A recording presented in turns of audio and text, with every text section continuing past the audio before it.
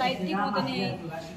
তারপরে মাথা CT scan করেছে, সিটি স্ক্যানের রিপোর্ট আসছে, রিপোর্ট না আসলে তার চিকিৎসা হয় না। এটা কইলে শুধু ভগবান কারণ কালকে থেকে নেই, গতকালকে রাত্রে থেকে কারেন্ট নেই, এখন অবধি আসেনি কারেন্ট। না আসেনি। তো ডিস্ট্রিক্ট হাসপাতাল অনুগুটি ডিস্ট্রিক্ট, এখানে কারেন্ট নাই কালকে থেকে এই 7টা থেকে কারেন্ট নাই।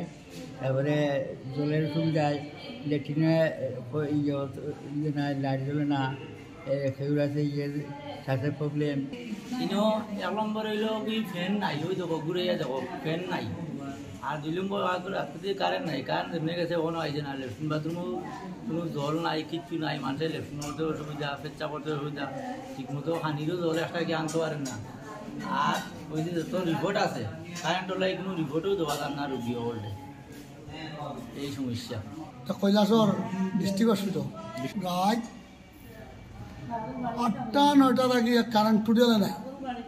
কারেন্ট মানে আইলেও করে রাত 2টা-3টার সময় আইয়া মরা চলে, একটা চলে একটা না, কোনো সময় মানুষ শান্তি নাই, সব মানুষ অশান্তি।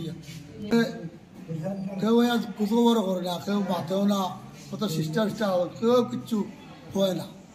জেনারেটর দিয়ে আমরা কতক্ষণ পারবো, জেনারেটর দিয়ে সব কাভার হচ্ছিল না। তারপর বলতে বলতে রাত 2টার সময় ওরা আসলো, এসে একটা ফিউজ লাগালো, সেটার সঙ্গে সঙ্গে আবার ফিউজটা চলে গেল।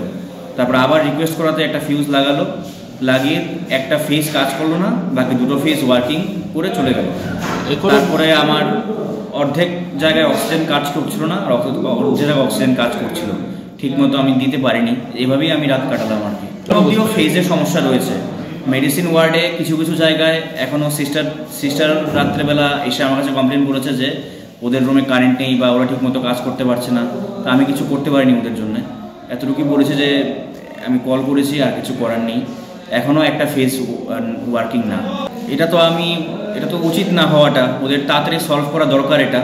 কারণ এভাবে আমরা কিভাবে কন্টিনিউ করব, কারণ 3-4টে অক্সিজেন পয়েন্টে অক্সিজেনের ফ্লো কম আসছে, আমরা নেবুলাইজ করতে পারছি না, যাতে শ্বাসকষ্টর রোগী। এটা তো হওয়া উচিত না। এখন তো ওরা অ্যাটলিস্ট কন্ট্যাক্টও করতে পারছে না, কোন সময় আসবে কি আসবে বিষয় কিছুই বুঝছি না।